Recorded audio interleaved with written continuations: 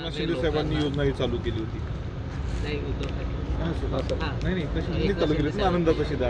आनंदाचा शिदा एकनाथ शिंदे साहेबांनी. तुम्ही पहिले ठरवून घ्या. एकनाथ शिंदे साहेबांनी सुरू केलं. मला असं वाटतं की या संदर्भामध्ये मी माहिती घेतो. मी स्वतः शिंदे साहेबांच्या सोबत त्यांच्या नेतृत्वाखाली काम करतो, त्याच्यामुळे मी त्यांच्याशी चर्चा करतो.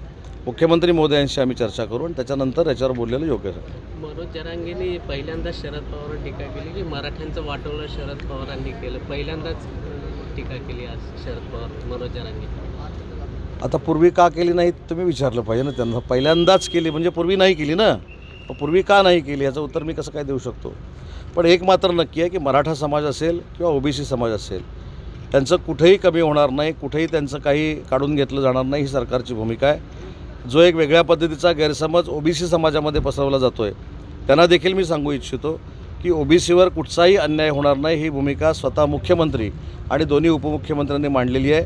त्याच्यामुळं कुठेही गैरसमजाला बळी पडू नये ही माझी त्यांना विनंती आहे. सर, बंजारा समाज रस्त्यावर उतरत आहे, आम्हाला आदिवासी जातीनं आदिवासी पण रस्त्यावर म्हणजे कसं सामाजिक. नाही, शेवटी लोकशाहीमध्ये कुणी काय मागणी करावी हा प्रत्येकाचा प्रश्न आहे, परंतु ओबीसी समाजानं कुठेही गैरसमजाला बळी पडू नये हे उत्तर मी अगोदरच दिलेलं आहे.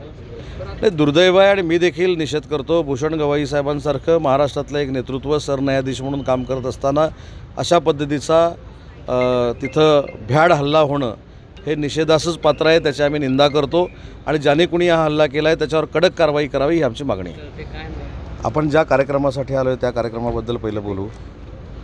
आज देशातला असा हा पहिला कार्यक्रम आहे की ज्या ठिकाणी आपल्या महाराष्ट्र राज्यामध्ये मराठी भाषेअंतर्गत आपल्या भाषेशी संवाद साधण्यासाठी 11 विविध भाषांचे तज्ज्ञ हे अमरावतीमध्ये आलेले आहेत. त्याच्यामध्ये तामिळ असेल, संस्कृत असेल, कन्नड, तेलुगू, मल्याळम, ओडिया, पाली, प्राकृत, आसामी, बंगाली आणि शेवटी आपली मातृभाषा मराठी ही आहेच, ज्याच्यासाठी आम्ही सगळे काम करतो आहे. असे 11 तज्ज्ञ ह्या अमरावतीमध्ये आलेत. मराठी भाषा विद्यापीठानं आणि मराठी भाषा विभागानं याच्यामध्ये पुढाकार घेतला आहे आणि आज त्यांना भेटून देखील मला मनापासूनचा आनंद झाला.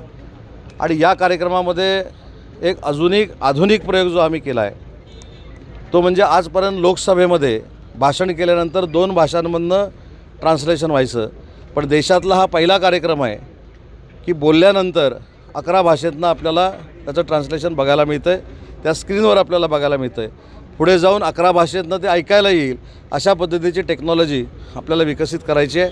आणि म्हणून हा फक्त अमरावतीच्या दृष्टीनं महत्त्वाचा कार्यक्रम नाही, तर भारत देशाच्या दृष्टीनं अतिशय पहिला राष्ट्रीय परिषदेचा कार्यक्रम महत्त्वाचा आहे आणि त्या कार्यक्रमाच्या निमित्तानं भाषा मंत्री म्हणून मी या ठिकाणी आलो होतो.